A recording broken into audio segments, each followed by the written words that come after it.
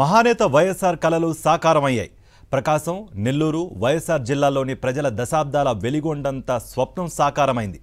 ఆసియాలోనే అత్యంత పొడవైన 2 నీటిపారుదల టన్నెల్స్ను ప్రకాశం జిల్లాలో యుద్ధ ప్రాతిపదికన పూర్తి చేయడం ద్వారా సీఎం వైఎస్ జగన్ చరిత్ర సృష్టించారు.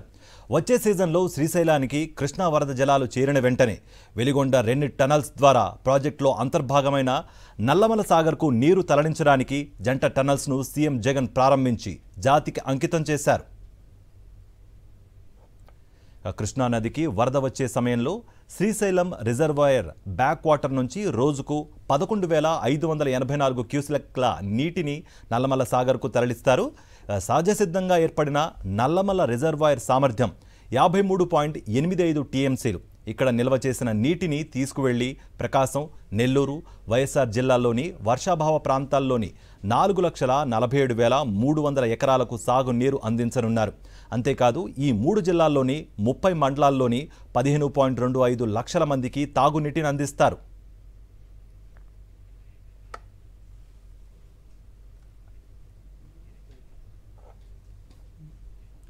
ప్రకాశం జిల్లా వెలిగొండ ప్రాజెక్టును సీఎం జగన్ పరిశీలించారు. కాన్వాయ్లో సైట్ వద్దకు వెళ్లిన వైఎస్ జగన్ 2 టన్నెళ్ల పనులు పూర్తయిన తీరును కాంట్రాక్ట్ సంస్థ ఇంజనీర్లను అడిగి తెలుసుకున్నారు.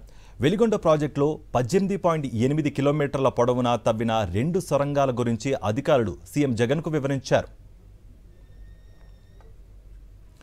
వెలిగొండ ప్రాజెక్టు ప్రారంభం అనంతరం సీఎం జగన్ మాట్లాడారు. వెలిగొండ ప్రాజెక్టుతో దశాబ్దాల కళ నెరవేరిందన్నారు.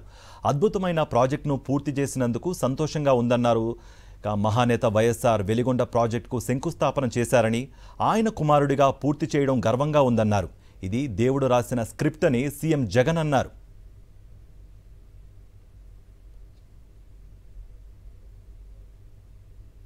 ఈ పూల వెంకట సుబ్బయ్య వెలిగొండ ప్రాజెక్టును అప్పట్లో నాన్నగారు, ఆ దివంగత నేత ప్రీతమ నాయకుడు రాజశేఖర రెడ్డి గారు ఈ ప్రాజెక్టుకు సంబంధించి ఆయన శంకుస్థాపన చేసి ప్రాజెక్టు పనులు మొదలు పెడితే ఈరోజు ఆయన కొడుకుగా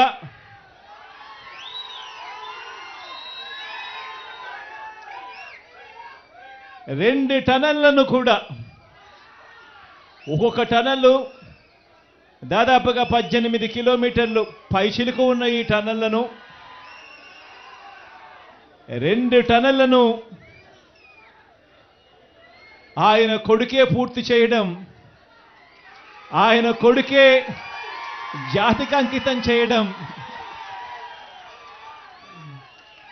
నిజంగా ఇది దేవుడు రాసిన స్క్రిప్టే అని చెప్పడానికి ఇంతకన్నా వేరే నిదర్శనమే అవసరం లేదు. మళ్ళీ మనం అధికారంలోకి వచ్చిన తర్వాత, ప్రమాణ స్వీకారం చేసిన తర్వాత